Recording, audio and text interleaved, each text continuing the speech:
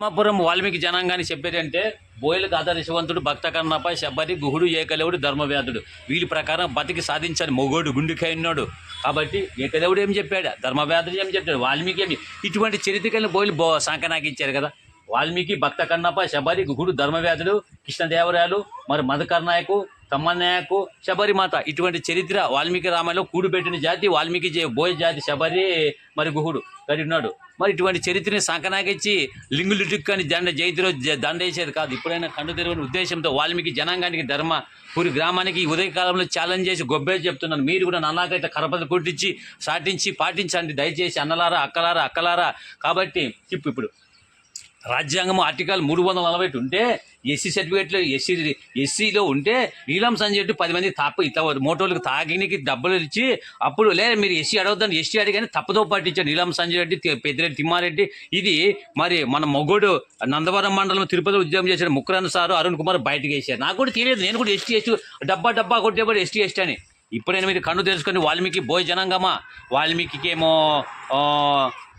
సెంట్రల్లో ఎస్సీ అని షెడ్యూల్ క్యాస్ట్లో ఉంది, వాల్మీకి వేరే బోయ వేరే అని ఇడగొట్టి విభజించి నాశనం చేసి పెట్టి నీలం సంజీవ్ రెడ్డి తిమ్మారెడ్డి పెదవి. కాబట్టి ఇప్పుడైనా ధర్మపురి గ్రామంలో వాల్మీకులు అంతా చైతన్యం వేసి ఆధ్యాత్మికంగా బలంగా ఉండి షెడ్యూల్ క్యాస్ట్ మంది ఎస్సీలో ఉన్నాం కాబట్టి ఎస్టీ కోర్టుకి వేసుకుందాం. ఫిల్ చేసుకోవాలంటే మీరు చైతన్యవంతులు కావాలా, అందరూ చైతన్యం కావాలనే ఉద్దేశంతో మీకు తెలియజేస్తూ ఈ మాటలు ముగిస్తూ ఆర్టికల్ 340 షెడ్యూల్ క్యాస్ట్లో ఉంది, ఎస్టీ అడగొద్దండి, కోర్టుకి వేసుకుందాం మనం.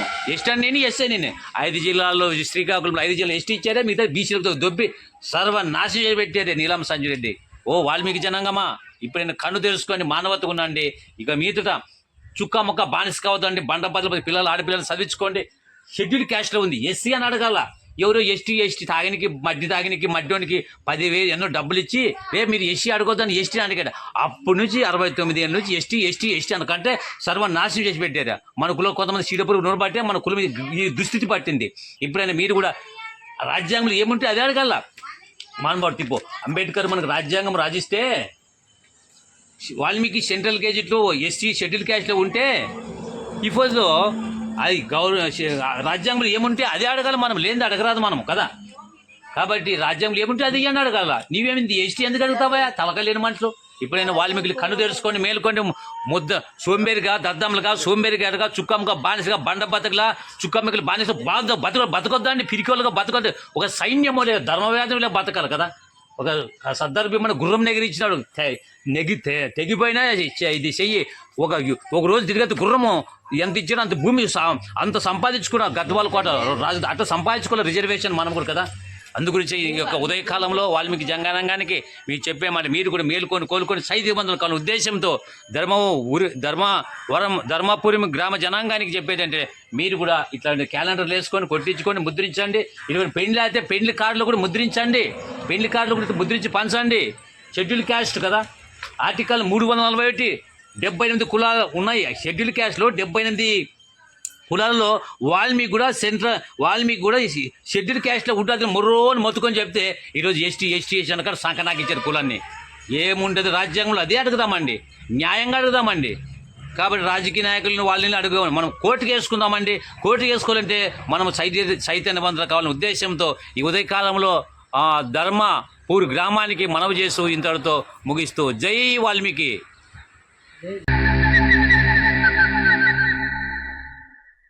అటు చూడు బే. బాబాసాహెబ్ అంబేద్కర్ మనకు బట్టలు లేవు బట్టలు ఇచ్చారు, తిండి లేదు తిండి ఇచ్చారు, రోడ్ల మీద తిరిగేటువంటి స్వేచ్ఛ లేదు రోడ్ల మీద తిరిగేటువంటి స్వేచ్ఛనిచ్చారు. నిన్నెక్కడో ఊరు బయట ఉండమన్నారు, ఈ రోజున ఊరి మధ్యలో మనం ఇల్లులు కట్టుకోగలుగుతూ ఉన్నాం. అంటే ఇది మాత్రమే బాబాసాహెబ్ అంబేద్కర్ ఆశించారా? ఇది మాత్రమే బాబాసాహెబ్ అంబేద్కర్ సిద్ధాంతం అనుకుంటే అది చాలా చాలా పొరపాటు.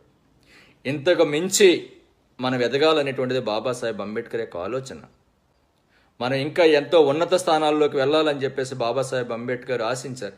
ఈ దేశాన్ని పరిపాలన చేయాలని, ఈ దేశంలో ఉన్నటువంటి అన్ని వ్యవస్థలని, శాసన నిర్మాణ వ్యవస్థ కానీ, కార్యనిర్వాహక వ్యవస్థ కానీ, జ్యుడిషియరీ కానీ, ప్రెస్ కానీ, ప్రతి దాంట్లో కూడా మన స్థానం ఉండాలని చెప్పేసి బాబాసాహెబ్ అంబేద్కర్ ఆశించడం జరిగింది.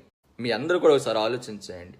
ఫ్రెంచ్ విప్లవం తీసుకోండి, అమెరికా విప్లవం తీసుకోండి, రష్యన్ విప్లవం తీసుకోండి, రక్తం చిందించకుండా ఎక్కడా కూడా స్వేచ్ఛ రాలే. కానీ బాబాసాహెబ్ అంబేద్కర్ ఆయన గన్న ద్వారా కానీ కత్తి ద్వారా కానీ దేశంలో సమానత్వాన్ని స్వేచ్ఛని తీసుకురాలే. ఆయన కేవలం పెన్ను ద్వారా, తనకున్నటువంటి విజ్ఞానం ద్వారా ఒక్క రక్తపు బొట్టు చిందించుకుని ఈ దేశంలో కోట్లాది మంది ప్రజల యొక్క జీవితాల్లో వెలుగులు నింపగలిగారు బాబాసాహెబ్ అంబేద్కర్.